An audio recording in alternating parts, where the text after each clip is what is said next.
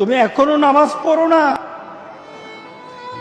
এখনো তুমি মসজিদে ঢুকতে পারো নাই। তুমি কি দেখো না মসজিদগুলি বন্ধ হয়ে গেছে? তুমি ইচ্ছা করলে আর মসজিদে ঢুকতে পারবা না। তুমি ইচ্ছা করলে আবার মসজিদে ঢুকতে পারবা না। দেখো না অনেক মসজিদ বন্ধ হয়ে গেছে।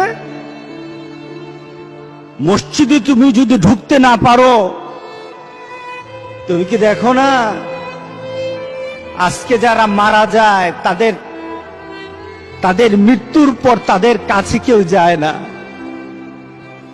তাদের মৃত্যুর পর তাদের কোনো সিস্টেম ওয়েতে তাকে দাফন করা হয় না।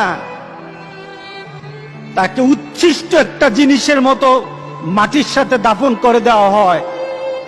এ মানুষগুলি কাছে যায় না, টেনে টেনে দড়ি ধরে টেনে দিয়ে তাকে গর্তের মধ্যে ফেলে দেয়, তার কাছে যায় না। তুমি কি দেখো না? তুমি কি দেখো না আমার মাবুদ আমাদের প্রতি রাগ করে আছে?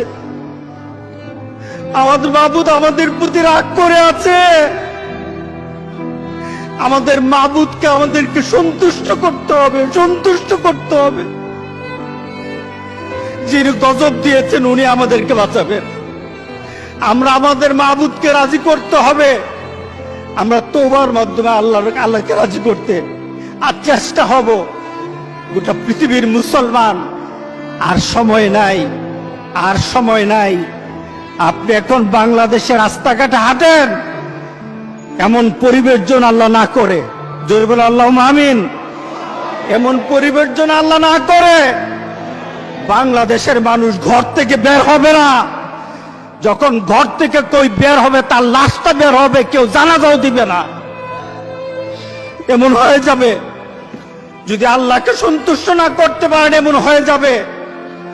সুতরাং আমরা আল্লাহর কাছে প্রাণ বলে আজকে কাঁদি।